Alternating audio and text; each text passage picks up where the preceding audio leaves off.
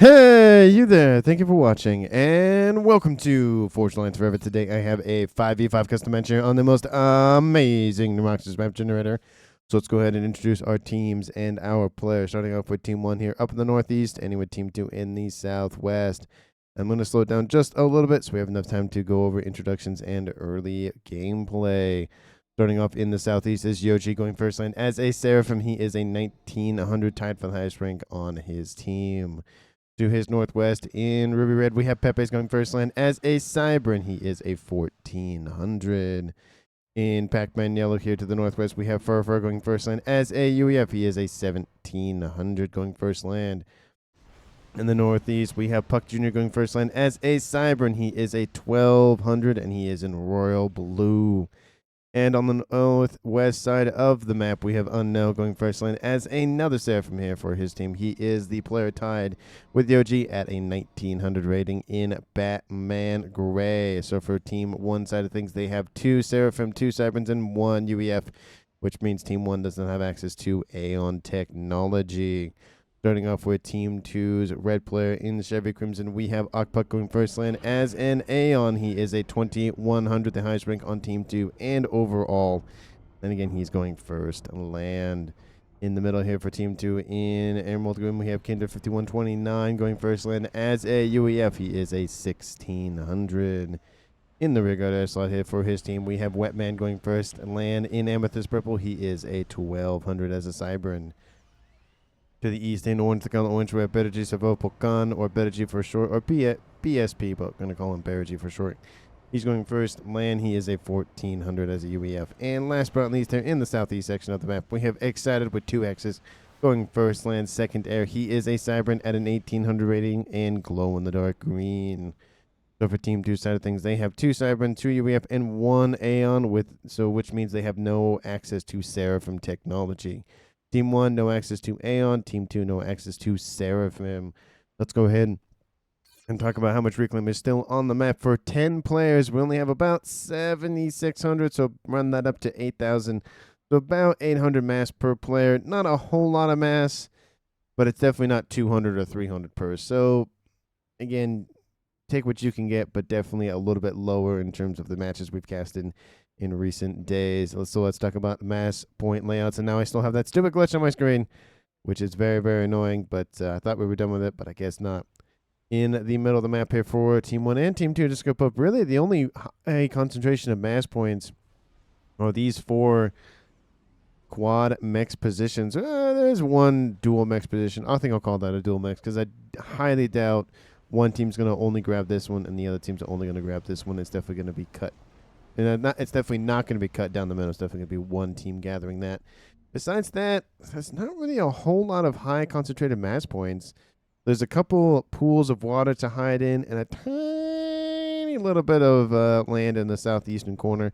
But that's realistically about it. I feel like the northwest and the southeastern corner will essentially be ignored, except for this little valley area that has access to the 2 plateau sections in that northwest corner. Besides that, I don't see realistically anything of note going up over there.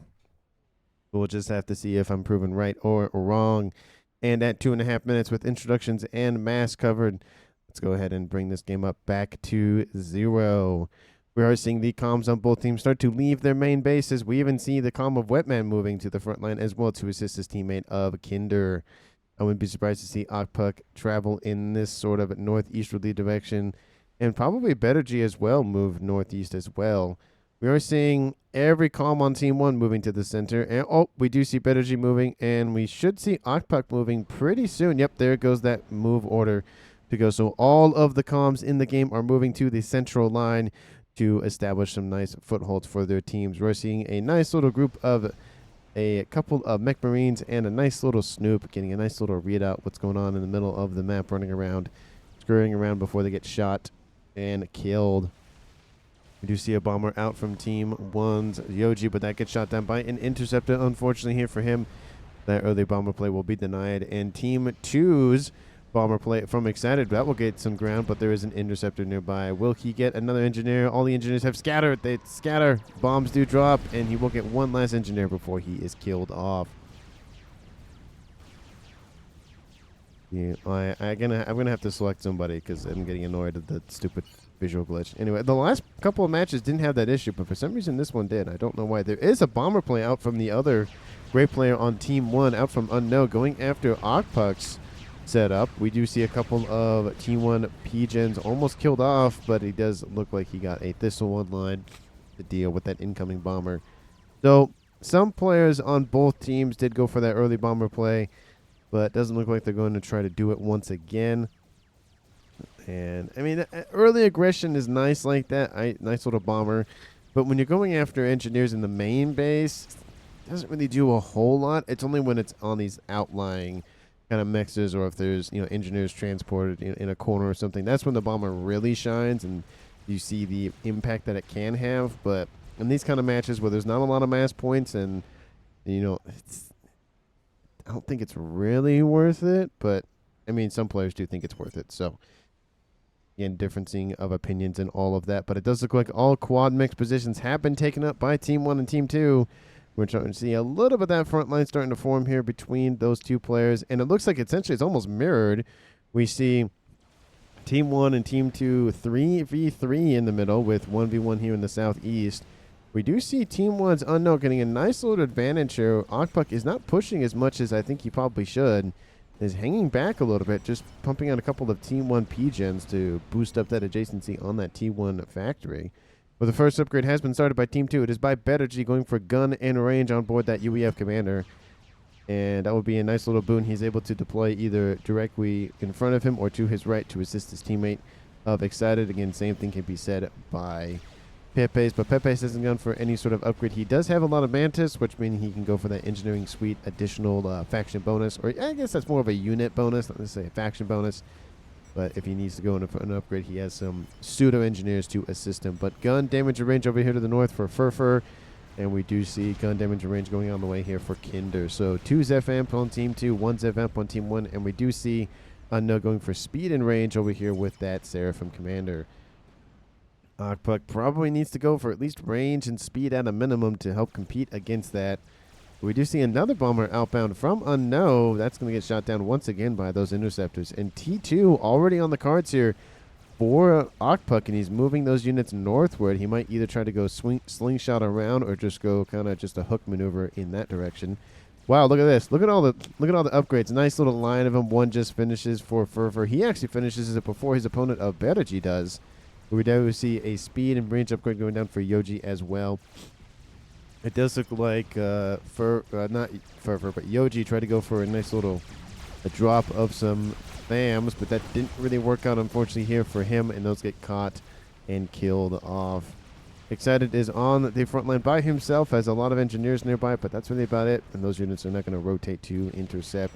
Does look like a couple of engineers will come up here, get some a little bit of reclaim, and then maybe I'd like to see maybe PD or artillery or something on that little plateau, because it is away from the land. But Team 1 has combined forces between Puck Jr. and Fervor and is pushing against Wetman and Kinder. Kinder going to finish that Zephamp upgrade with the assistance of Wetman.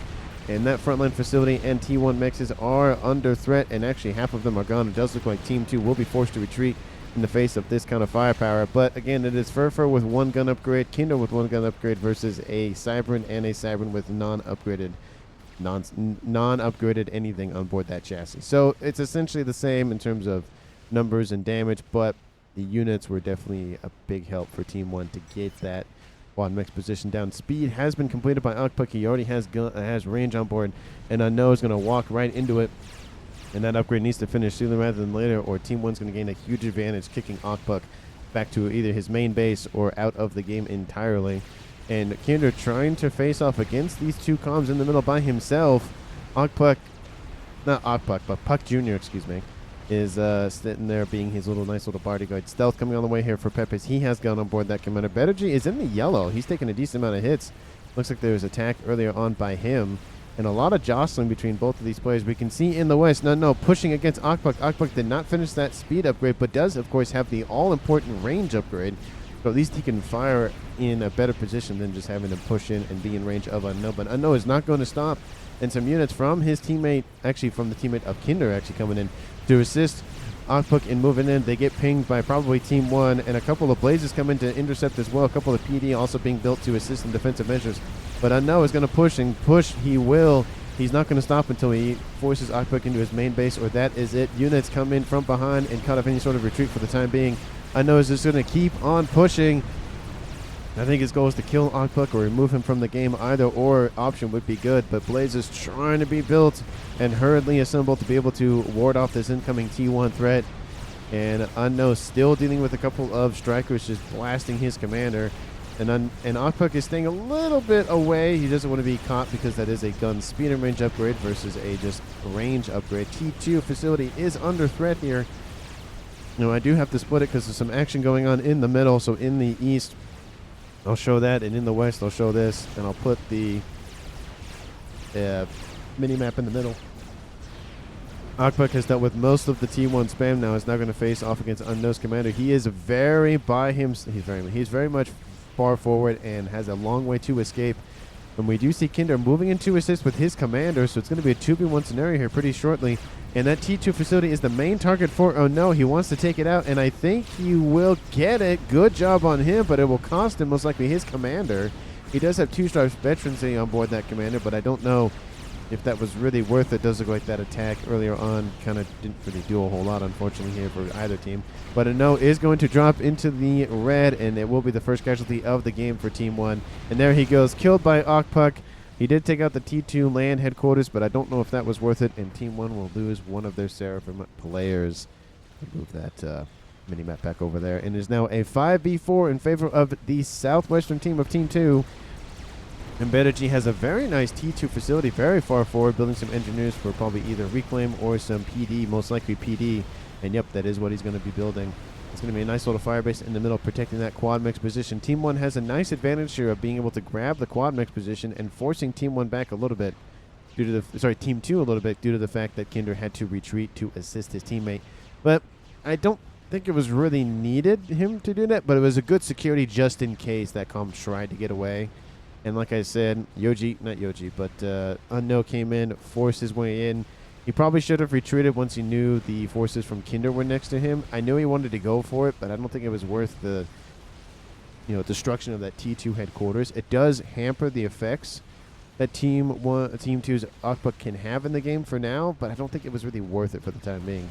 And for now, kind of just not having to worry about Kinder for a while has come in and assisted the push on Betagy, but Betagy still online, still kicking.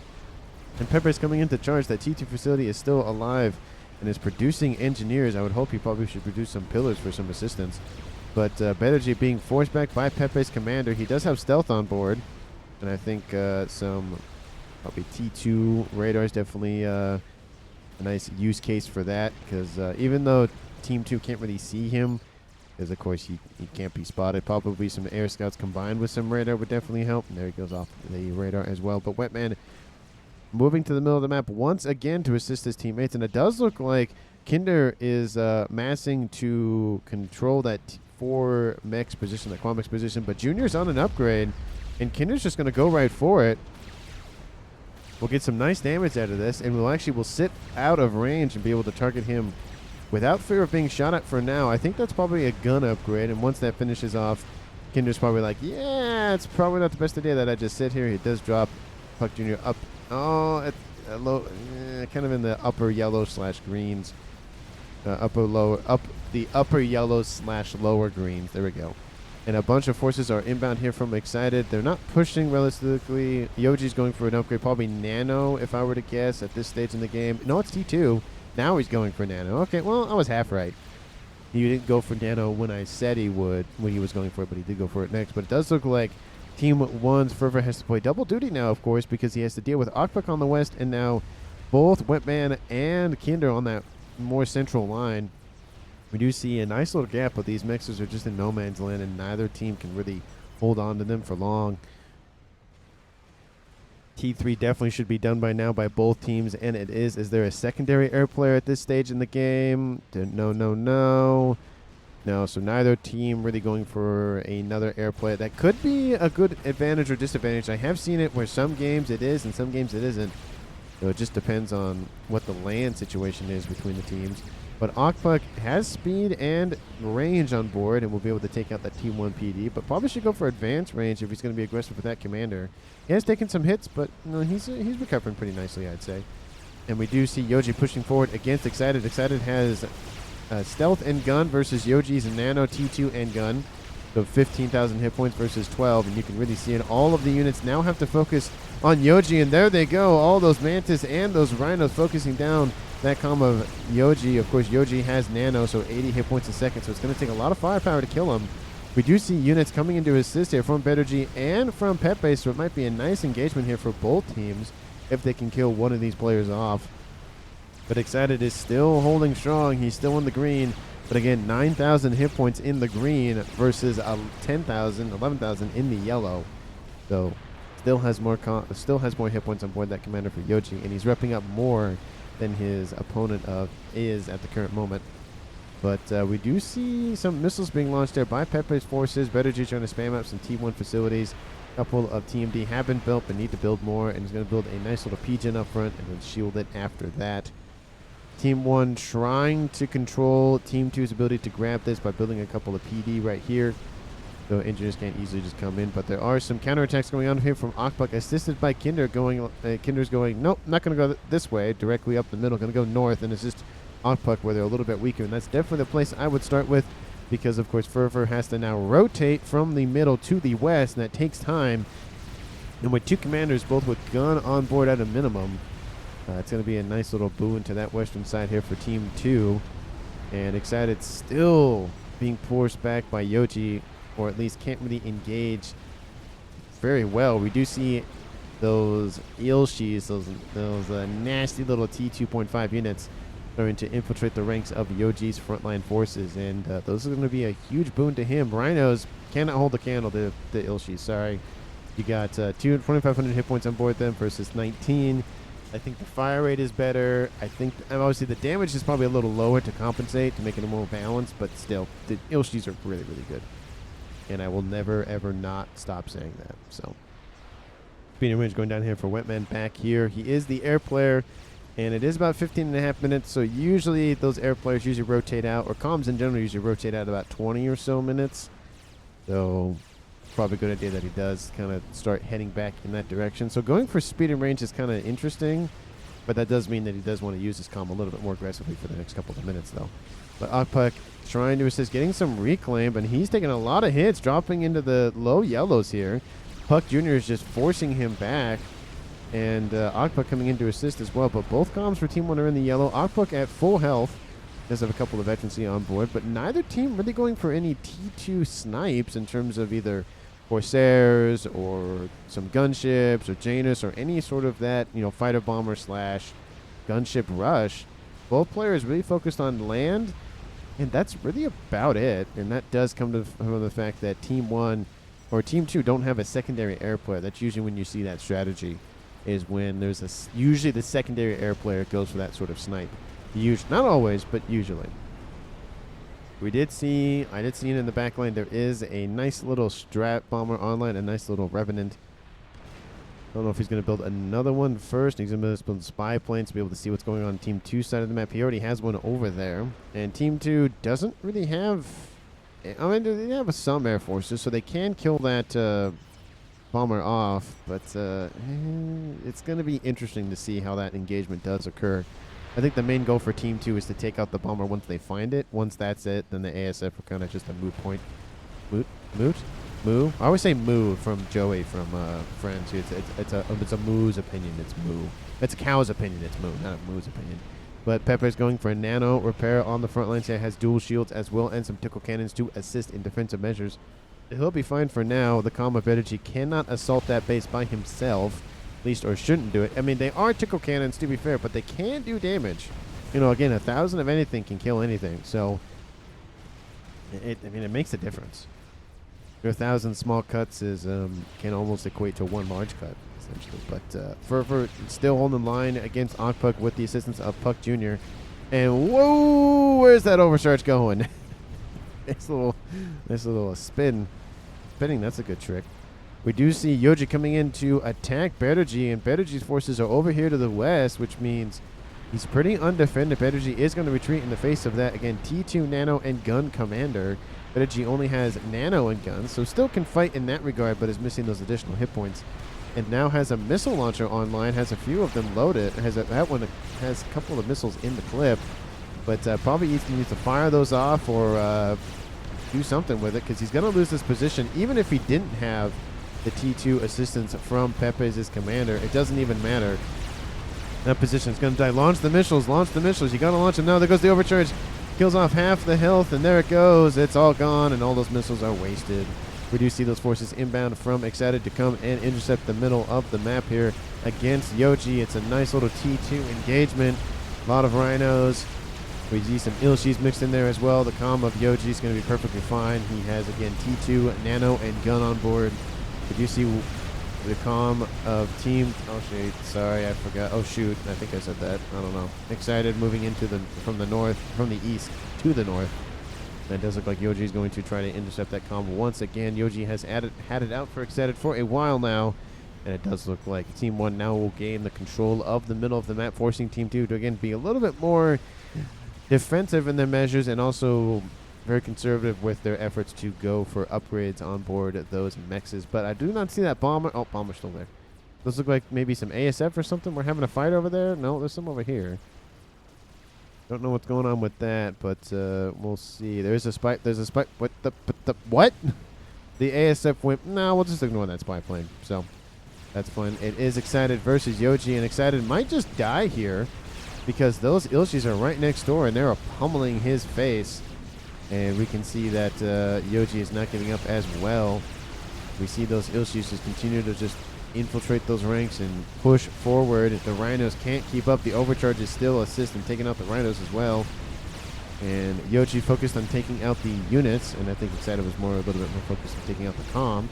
But again, 20,000 hit points versus 14. Let's say 15. So 5,000 hit point difference between the two players is a ton of hit points. Even if the comm of Excited were to die, and it's a 1-for-1 exchange, Yoji would still be fine because he'd have an additional 2,500 to hide behind in terms of hit points. But Bedergy coming in back again. He has not T2. He has veterancy or 2-star veterancy on board that commander versus Pepe's 2-star veterancy. But maybe we'll see Bedergy come and intercept Yoji. It has to be a 2v1 scenario for this to really work. We do see some bricks online here for Excited.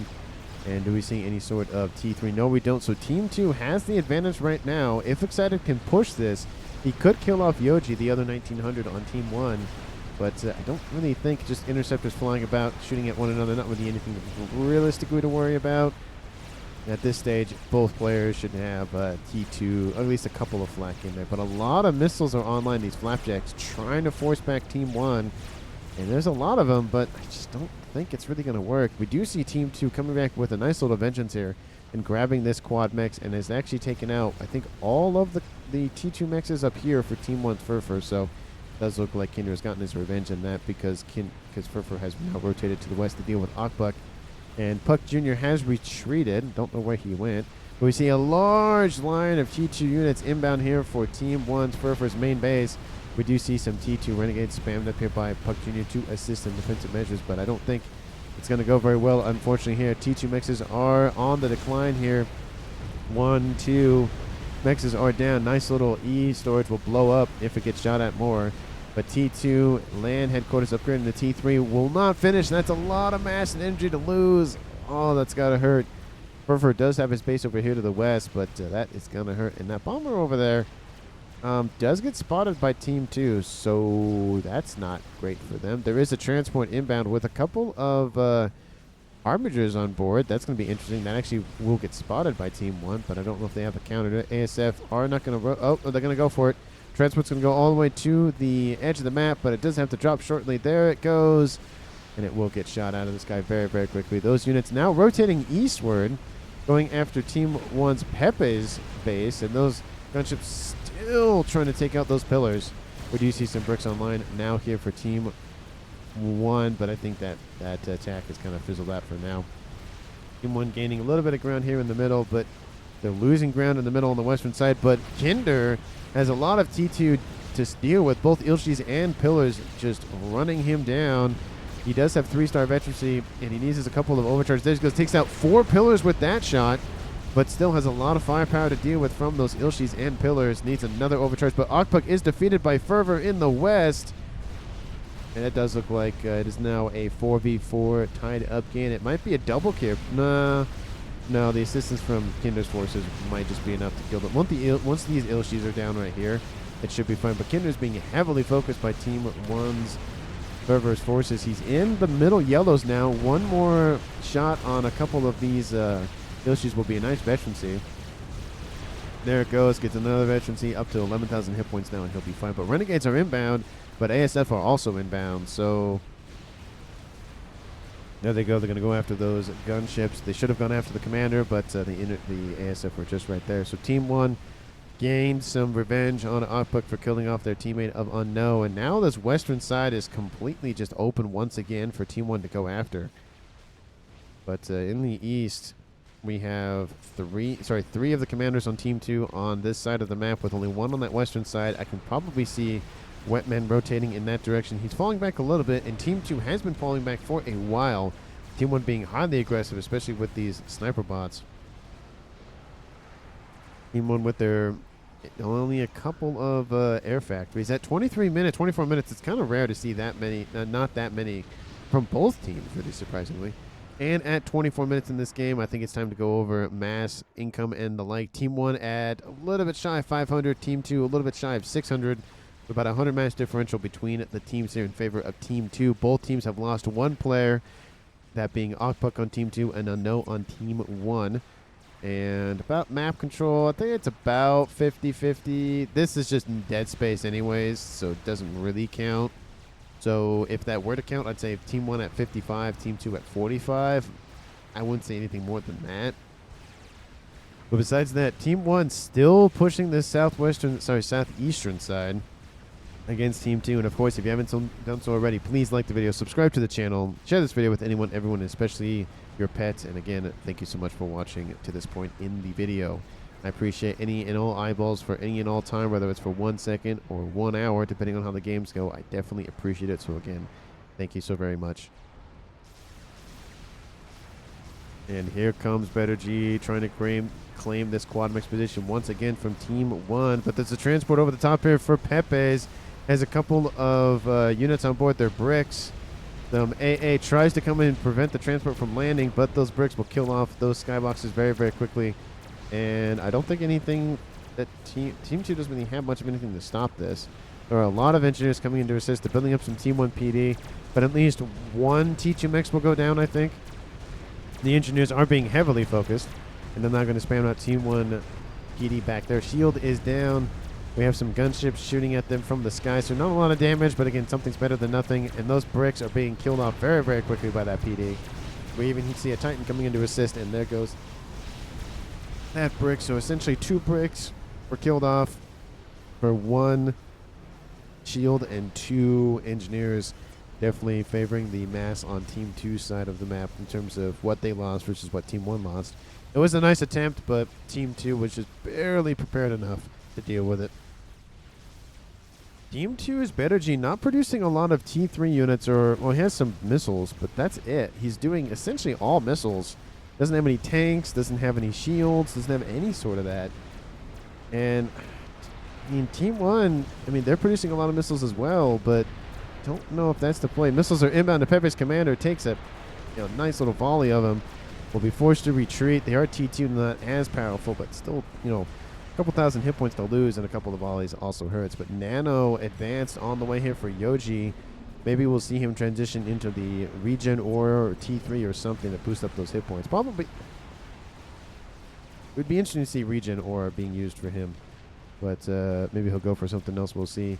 And again, the fight in the West still continues here between Team 1 and Team 2. It is Titans versus some Authams. I will favor the Authams any day of the week. We do see some Harbingers. That's actually a decent amount of Harbingers inbound. I don't think Team 1 is prepared for that sort of firepower that is inbound. And those Authams are just receiving missile fire constantly. They got to move. That Autham will survive on 40 hit points, but definitely going to put him in a bad way. And those Harbingers are going to engage. And I think at this point we might want to focus. Oh, are the Harbingers going to engage? We'll see. They're shooting at those Othams. Oh, missiles are raining in. The Raider will go down. That'll be good. I think there's a T2 nearby, so it shouldn't be that bad of a deal. Oh, no, not really. There's only that T1. So Team 1 kind of blind over here on this western side. Do they not have a Omni on board somewhere? I guess not. That's definitely a mistake here for Team 1 if they don't have an Omni at 27 minutes. Team 2... they have an Omni, and it makes a huge difference. Not the entire map, but again, it's a lot better than what Team 1 has. You can see it's essentially the entire map. Be better right about here, or probably here actually would be the best. But anyway, it's Harbingers versus Othams, and now Ilshis. Ilshis can do a lot against T3 units. They can punch up a little bit above their weight class, but against the amount that Team 2 has, I think that's it. And I think they're going to go after Fervor's commander. Overcharge kills the frontline one. And if these units continue on a collision course with that commander, that might just be a kill. Team 2's Kinder is focusing northward, and that gives a little bit of time for Fervor's commander to escape. Still, this attack is still coming on between Team 1 and Team 2, but Team 2 now has a monkey online, and that will force Pepes to retreat quite severely with the assistance of missiles from both his own units and his teammates of Beregi. That might be enough to knock Pepes out. And those Harbingers in the northwest, I think I'm going to have to split it once again. There he goes. I was about to say he should have been shot a lot by those Harbingers, and it was. Actually, those Percys came in to assist. And that is a kill on Fervor's commander, and is now a 4v3 in favor of Team 2. And that attack now peters out exactly when I go to split the screen. Of course, that's usually how it goes. That monkey leading the charge here against Pepes, and Yoshi having to rotate everything he has to intercept this.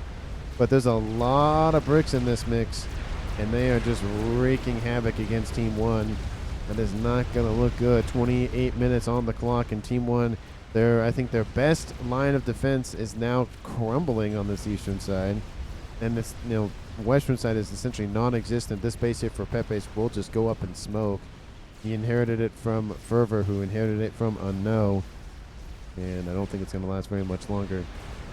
The monkey does retreat in the face of those bricks, but maybe he's trying to rotate and get Yoji. I don't know what he's doing. But it's brick v brick with some Othams mixed in there between Team 1 and Team 2 here. Lots of flapjacks back here. Not really doing a whole lot, but again, some damage is better than nothing. Monkey attacking at range with its secondary cannon, but doesn't do a whole lot of damage, so I don't know. I mean, he could go for it. I don't know if he just doesn't want to risk giving a lot of mass to one player on Team 1, which is probably what he's avoiding now that 2 players on Team 1 are dead. But that radar is going to go down. This entire base is up in smoke. And Pepes, it's just feeling the pain over there. Team 1 in general, but especially that western side is just feeling the pain. But Team 1 does have a nice bright spot here. They have a lot of ASFs. They're just taking out anything and everything they can. But they're going to go for the ASFs now for Team 2's Wetman. Will be a good engage here between the players, but it definitely will favor Team 1. There are a couple of AA nearby. They're T3. And there's, slowly being built out. It's a lot of losses here for Team 1. I wouldn't say not unnecessarily, but definitely could have been a lot better engagement. Monkey tried to rotate all down here, and now all of those forces now from Pepes are rotated over here. Team 2 has a large opening if they had the units to push in down the middle, of course. Now we have all of these units outbound from Kinder to just either retreat or go straight for another base here now owned by Pepes. That monkey lord will assault that front line. Needs to push in a little bit more to take out the PD. And Yoji in retreat has some sniper bots here to assist his retreat as well. But it is not looking good here for Team 1 on this eastern side at 30 minutes. And the western side is completely gone for Team 1. And they do have a monkey online now, but I don't know if it's going to be enough.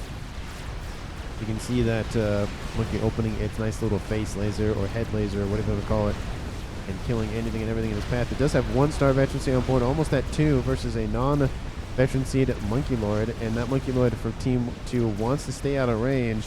The bricks will now engage the Monkey Lord here from Team 1, and that Monkey Lord will get a nice engagement on very weakened bricks. Get some nice veterancy on board that experimental, but now the Monkey Lord rotates once again, and now all these forces come back and try to assist this push against Team 2. The Monkey Lord, sensing the threat, goes, nope, I'm just going to retreat, see you bye. And Team 1 will still inherit what they have owned, but they've lost a lot of territory in the east and in the north in general. There's a lot of facilities just done and dusted. Team 2 now going to claim this quad mechs position over there.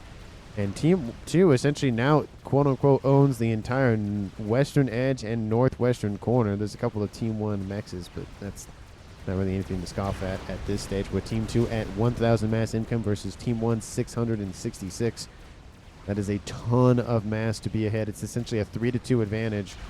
So for every three mass that Team 2 is producing, Team 1 is producing only 2. And that Monkey Lord's still the main target. Team 1 will come in with the rest of their ASFs. I don't know if they'll kill the Monkey. Laser actually started here for Excited, very interestingly. Maybe he'll go for Cloak and go after the Monkey. Don't see that being the case, but you never know. And some of that flak inbound from the Monkey. Will it be enough to kill it off? There's some AA now in the back line, and that should kill off the rest of those Whalers, or at least force it to retreat. There it goes. That last one is done and dusted. A couple of bricks. We'll take out some T2 mexes over here. There is a nice little Percy on defensive measures here. Percy will get at least one kill on board that brick there. And with some couple of T2 flapjacks, it might be enough to kill the brick off. Yep, it'll kill the brick off. Look at that. And Team 1 has now gained a lot of territory, but now, again, they're facing off that Monkey Lord that's severely wounded, but the main production facilities for Excited are right here. So he can re-energize that front line. And that Crab is also almost done. That's probably why he fell back, to bring the Monkey some brethren to assist.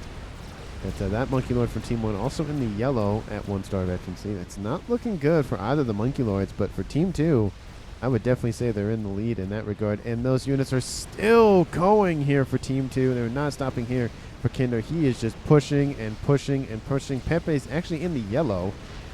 So those Percys will have to retreat. ASF's coming to clean up here from Team 2 to try to deal with all these Whalers and get some of these Percys home. But I don't know if it's going to mean a whole lot. Those are the units that were being built up earlier on. Team 1 shining beak of hope as the air player here for Puck Jr. But I don't know. Team 2 is in a huge advantage here with 2 bases more essentially than their opponent, and both of them being controlled by 1 player for Kinder. This is huge for Team 2 at 33 minutes. Maybe Team 2 will rotate into some game ender strats, either a bunch of nukes or artillery or something. You see some Colossi being built in the west. And we see another Crab going to be started here pretty soon. Going to build an SMD for defensive measures. That Crab coming in, definitely doing a lot of damage against that Monkey Lord. That Monkey Lord will die on the front lines of Team 2. That's a decent amount of mass to scoop up with all the T3 units as well.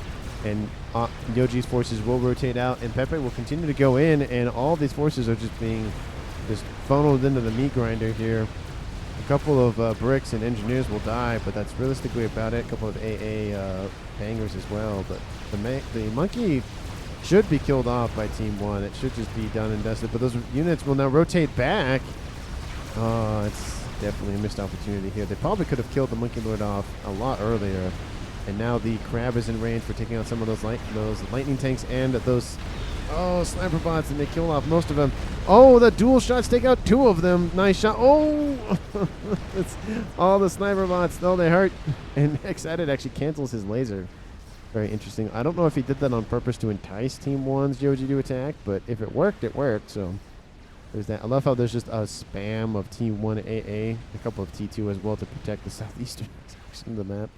And that transport here from Yoji's like, guys, can I get some help? I can't leave, guys. Fine, I'll just sit here. Fine. I won't move. Colossus rotating in from the western side here for Kinder. Now that north section is essentially done and dusted, there's nothing up over there for them to worry about. That Colossus has free reign to come in and assist the eastern front.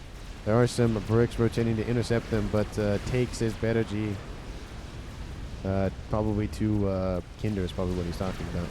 But that Colossus is facing a lot of damage inbound here. Those tickle cannons are being pumped out very, very quickly. There's a lot of bricks to come and assist as well. Lots of HP to just churn through. There are some Percys coming in to assist, and Whalers, of course, from Team 1 to deal with that Colossus. And it will get killed off without really much of anything that happens to Team 1's front line. But the spam, of course, is definitely where Team 1 is headed. It's just defensive, defensive, defensive. And they're essentially hemmed in on this eastern side of what they once owned. Crab, says Pepe's. Yep. I mean, okay, you should have known that by now. But anyway. The reclaim has been secured by that crab single-handedly with some assistance from some other T3 and lower units. There's a chicken online here for Team 1. Essentially, at this point, just ram it into the face of that crab and call it a day. It's realistically all that chicken's going to be worth at that point. FAF coming online here for Bettergy. I don't see any sort of other plays in terms of nukes or artillery or any of that sort of thing. Team 1 needs to be thinking about that most definitely. They need to be funneling their mass into different projects like that because it's the only way they can realistically come back in this game. You know, the APM is a little bit, down just due to the fact they have one less player, and that does make a difference, of course, not having that additional fourth player. Burford did a really good job. They took out Ogpuck here on the western side, did a very good job of that, but just got caught by some Harmagers and Percys. Got killed off in that regard. That's why Percys are so dangerous, because they just fire all their, their damage once they come into range, and then it's like, whoop, now I just got to reload, and then fire again. So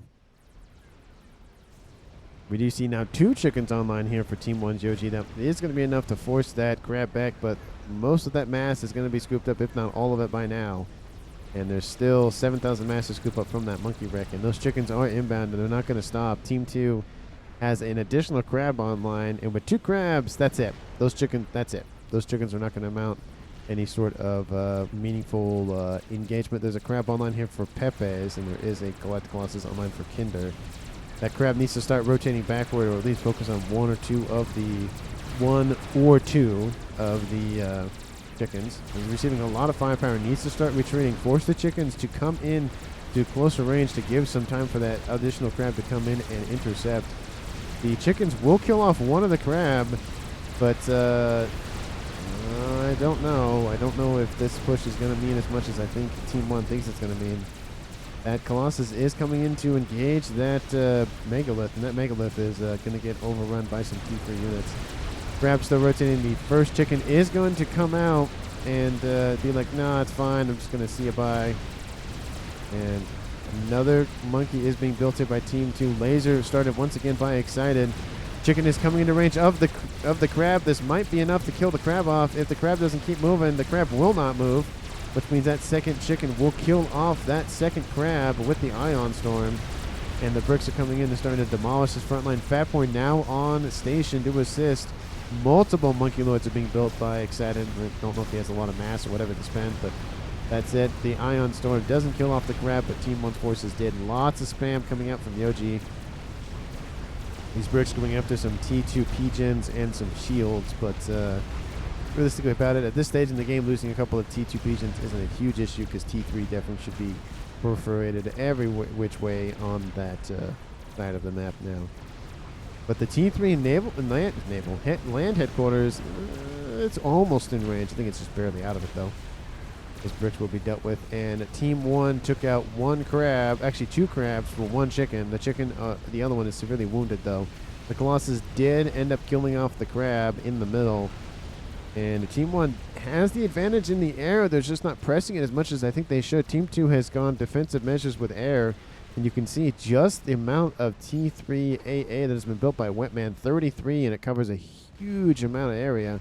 Excited, of course, has his own, only has 4, but, it's better than 0. And then Kinder, let's see, what does Kinder have? Let's see, he has 6. So, again, Wetman's kind of just, he's sending them everywhere. Look at this. His engineer is just building more and more of them as we speak, not stopping, producing them. And, again, all that mass in the middle of the map. How much does it equate to? 152,000. And it's essentially on Team 2's doorstep. Once again, that might be what just wins the game, this amount of mass right here. There are already engineers coming in to scoop it up. But Team 2 has a Fat Boy nearby. Where'd that Fat Boy go? Oh, it's right here. And that Fat Boy's going to park it right on top of those crabs. So Team 1 needs to get their butts in gear and secure that position. There is a chicken online. And, of course, that second chicken is going to sit there and regen back up. But Team 2 producing...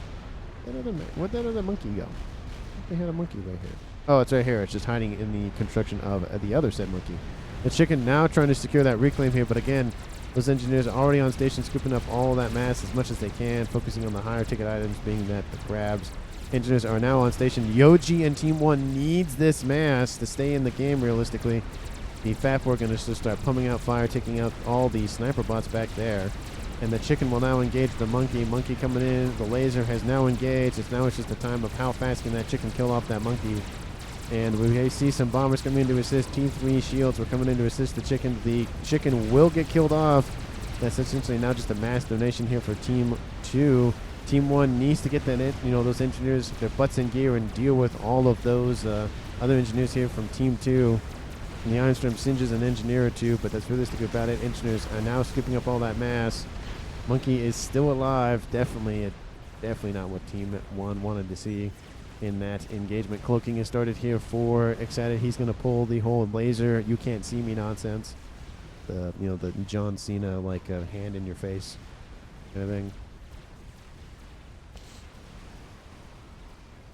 And I don't see any sort of game ender or any sort of spicy plays coming up from Team. Well, we do see one disrupt that has not been started for Pepe's.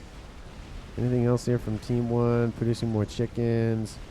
I just think Team 2 is in that stage of the game where, they could just spam out a T3 artillery very, very quickly.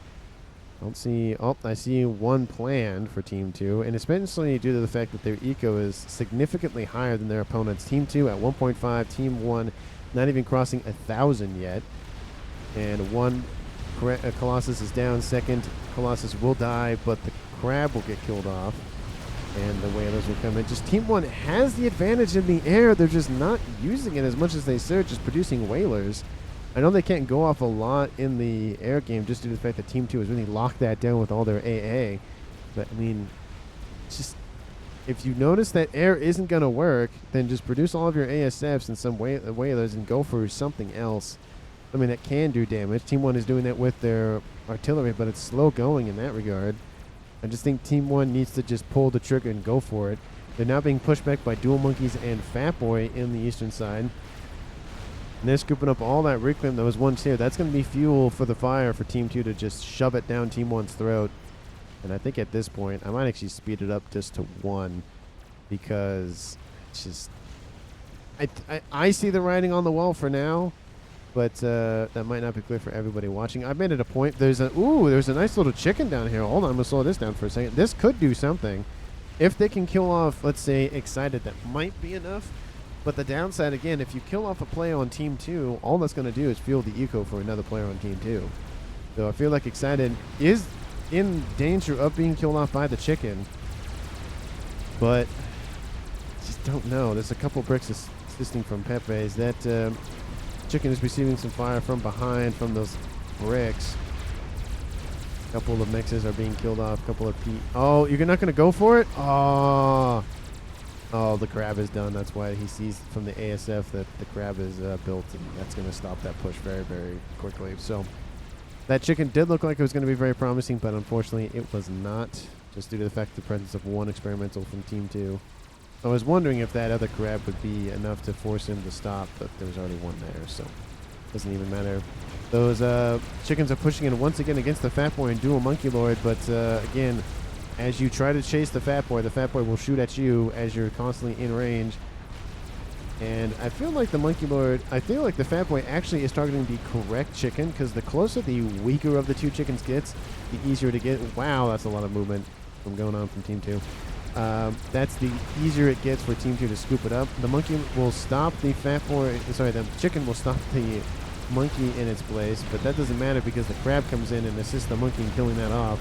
And the second chicken, the one that was retreated earlier on, will die here. Bricks are trying to catch up to the Fat Boy and are doing a decent job of it, but that second chicken is down, and that's now more mass for Team 2 to scoop up. There's a lot of mass on that side of the map. Couple of Raptors being planned up to take out that crab. Definitely the crab in a good situation, taking out a couple of Team 3 mechs here. That's 100 of plus mass income here for Bertogy that he's just going to lose. Reclaim says Bertogy. And the chicken does get in, does actually just go for it, but we didn't see that earlier on, but doesn't really kill realistically anything of value. I think he'll kill the crab off that was being built, but at this point, I don't, if that was really important. Oh, it does get killed off. The shield was being upgraded, but it's still 10,000 mass. That's on his side of the map, and some hives are killed off, but I don't know if it's really that damaging as much as Team 1 probably thinks it was or is. But the artillery is now is more than half done here for Team 1. I said it was almost online. It was online, but it is not. Does Team 2 know about it? Oh, they know about it. They see it. It should get pinged here right now. They definitely see it. And Bettergy pings something about the crab. Pushing back, I think, the crab over here. Fat Boy here to the west here for Team 2's Kinder. And now Kinder producing his own T3 artillery. Already has it shielded. Needs more shields, my friend. Again, you'll never please me with the amount of shields you have because it will always never be enough. So just go into that knowing if you build 30 shields, good for you. One nuke can kill all the shields. So, you know, again, not enough. And there is not enough shielding in the game to protect you from an nuke if you do not have an SMD.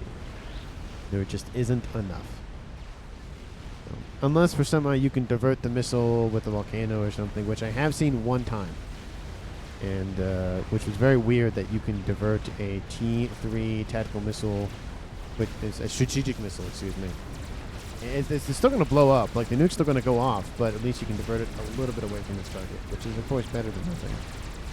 We see the chicken coming in to try to kill off the crab, but it's just more fuel to fire here for Team 2. The more Team 1 spends mass here, that's the less mass they have to, you know, deal with Team 2's inevitable rise to T3 artillery, which hopefully they know about, but I don't. They might have an idea, but I don't. It's not 100% known. Colossus are dying. We see a Fat Boy now. Oh, it does get killed off by those gunships. But Team 2 is creeping on Team 1. I feel like Team 1 is attacking way more than when they should. They're down a player. They're down a bunch of mass income.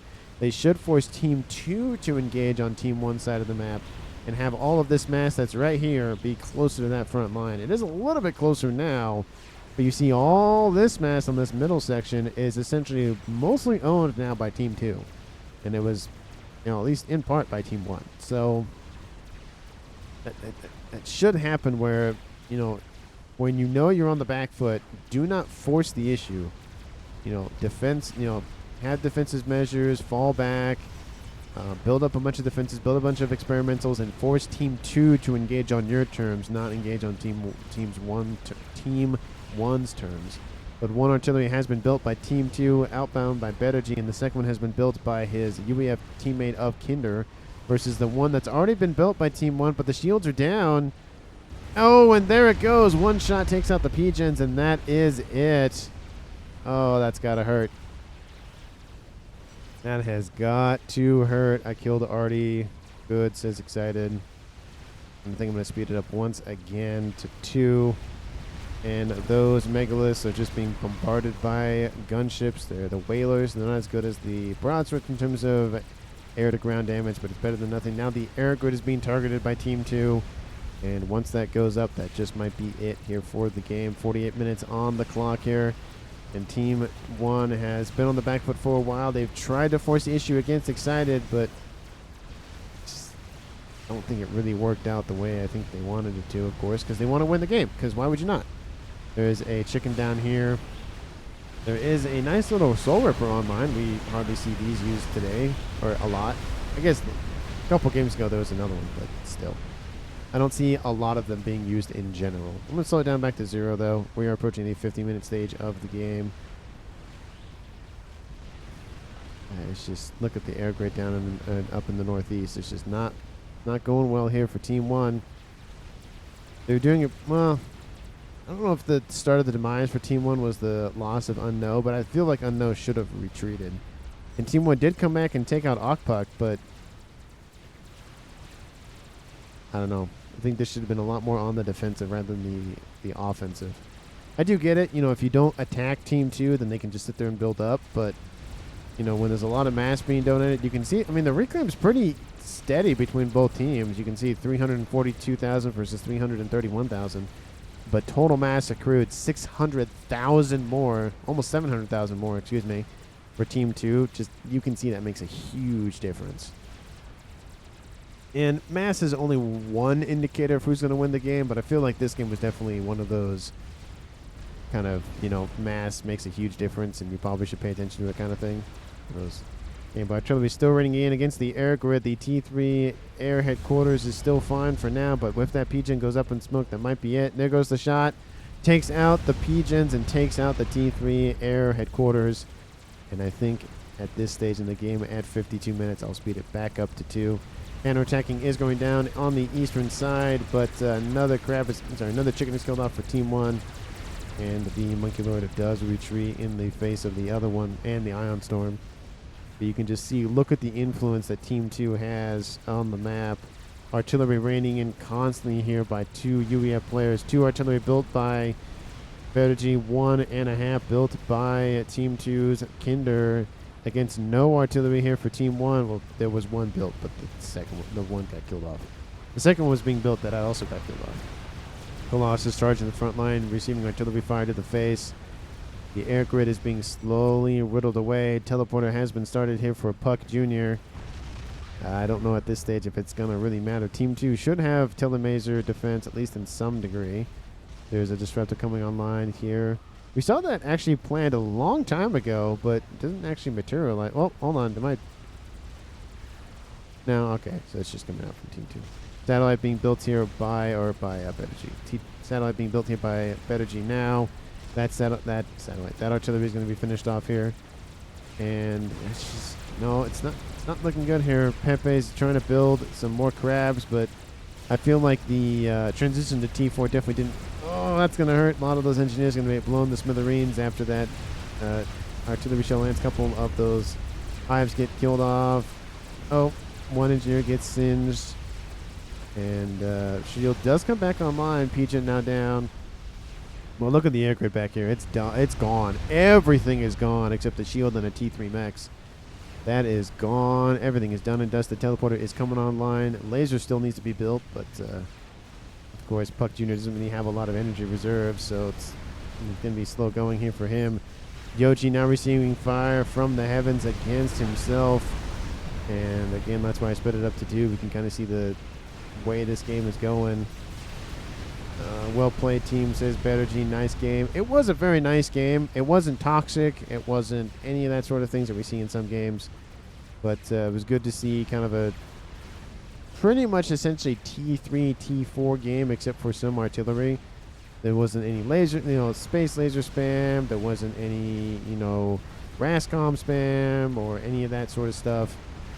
Or, combat preset commander spam. It was nice to see one of those games, but you can just see it's very important. If you notice that, oh, they almost killed off Yoji. Yoji has 34,000 hit points yet. We have some bombers inbound. Maybe Team 2 will kill him off before. Nope. Yoji goes, nope. Not going to let you have that kill. And he will control K. It's now 2 players left on Team 1. And laser is started here for Puck Jr. and Pepe. Neither of those are going to finish off. There goes Puck Jr. He control Ks. And I don't think that Pepe's is going to last very much longer. There is a satellite overhead taking all his engineers. And Pepe's, I think he just wants to finish the laser off, and then he'll call it good. Laser has been completed. And there he goes, killing off his engineer teammates. And there it goes. Team 2 wins the game. And I feel like Kinder definitely gets the award for MVP of the game. I mean, he handled it pretty well in the middle, coming in to assist his team of Okpuck in some defensive measures, assisted with killing off Unknown, and then rotated back to the middle. And we had Furfur come in. He took out Okpuck, and then Kinder go, well, I have to go back over there. So rotated back over the killed off Furfur. Did a huge push on this northern side, killing off 2 bases worth of mass and infrastructure and whatnot. And after that, Team 1 was on the back foot for essentially the rest of the game. So I feel like Kinder gets the MVP award of the game. Please let me know down in the comments who you felt deserved that award. Again, thank you so much for watching. Please like the video, subscribe to the channel, share this video with anyone and everyone, and especially your pets. And again, thank you so much for watching, and I will see all of you in the next one.